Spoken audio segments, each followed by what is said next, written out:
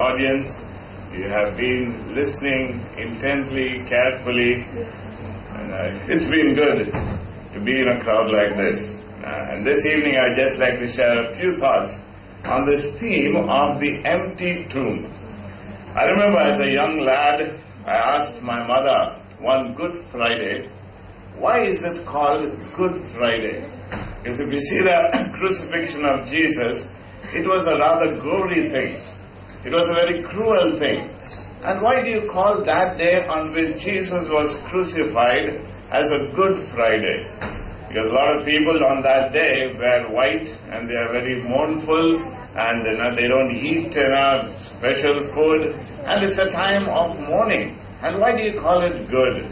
And I remember many years ago, this is what my mom shared with me about how it is not just ending on a Friday, because it culminates on Easter Sunday, the resurrection, and that's why it is all called good. Jesus paid it all is the theme that we have had for all the songs and the choreography that we have had so far. It is because of what Jesus has done for us on the cross and the fact that He rose again from the dead, that makes a Good Friday a Good Friday. It's not a time of mourning, but it's a time of celebration. The secular world, when you think about Easter, would speak about Easter eggs and Easter bunnies. Now that has nothing to do with the resurrection. And they have forgotten the essence of Christianity, which is the resurrection, Jesus coming again alive from the dead. So this evening I thought I'd just share a few thoughts on this theme of the empty tomb. When you think of any religious leader that has died and gone, that's the end. But people go to those tombs, they go to those places where that person has been buried and maybe have erected a monument over there, they go and worship that person. But when it comes to Jesus, there is no tomb that people can go to worship. There's no monument where you can say, this is where Jesus was buried and He's still there. It is an empty tomb. And this evening I would like to share three thoughts. And we're thinking about this tomb that was there, the stone that has been rolled away. Why was the stone rolled away? There is a stone that crosses. In those days, they did not bury them under the ground.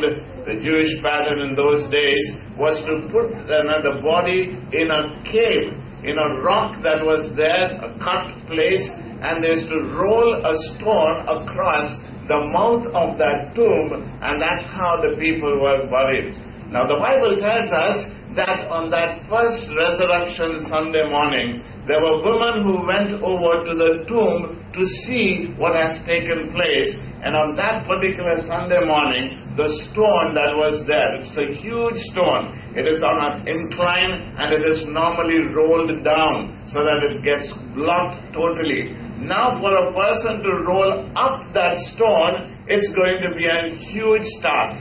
This is why the Bible tells us when the women came early in the morning, they were wondering, how are we going to roll this stone upwards when it is easy to roll it downwards to shut the mouth of the tomb? But on that day when they came over, they saw that the stone had already been rolled away. And there was an angel sitting on that stone and saying, why are you searching for the living among the dead?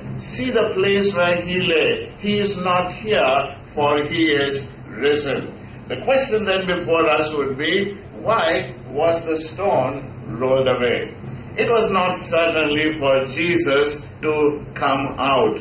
Because remember, a little while later when Jesus appears to the group of disciples who are all closed doors, they were afraid. They were wondering, if Jesus, our leader, is dead, maybe the next in line would be us.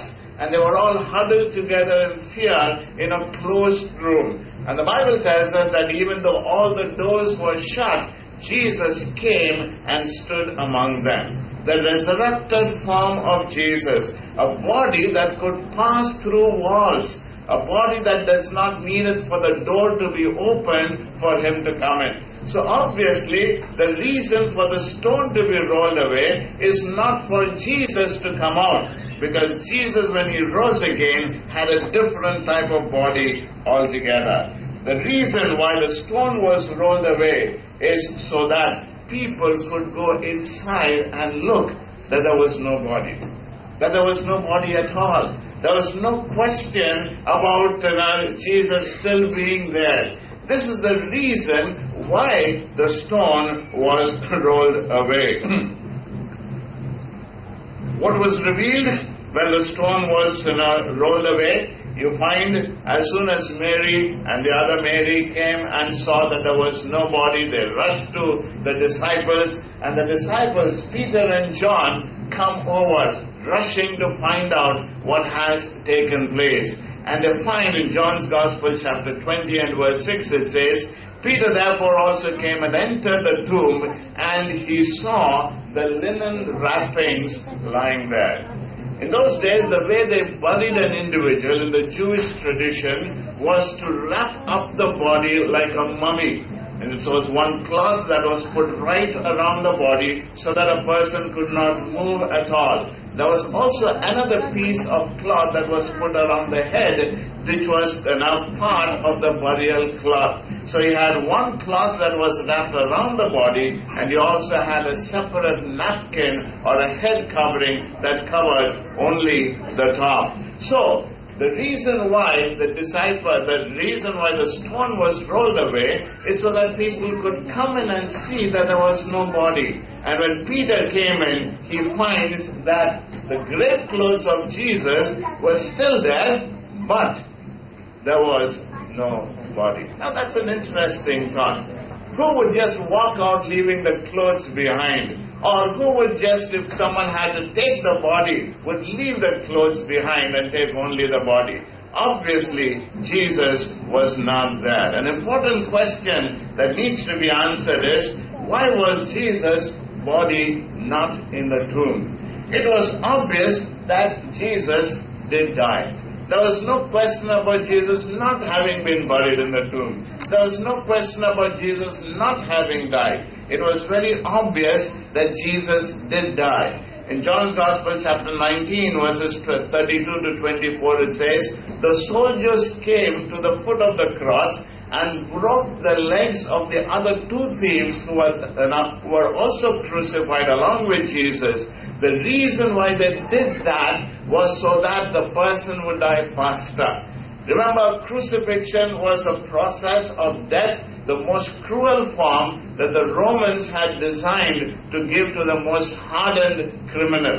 It was a slow death, because every time a person tried to lift his body up so that he could take one breath of air, you'll find that the nails that were on his hand and on his feet will drip into his flesh. It would be very, very excruciating pain. And if in case he decided to come down, his lungs would collapse because of lack of oxygen. As a result, he had to again lift his body up. And moment by moment, it was more and more painful. And if the legs were cut off, then the body could not lift itself up. As a result, that person would die immediately or faster. But the Bible tells us that when the soldiers came to check on the bodies of these three individuals, you find that the two thieves were still alive, so they broke their legs so that they would die faster. But when they came to Jesus, the Bible tells us that since he was already dead,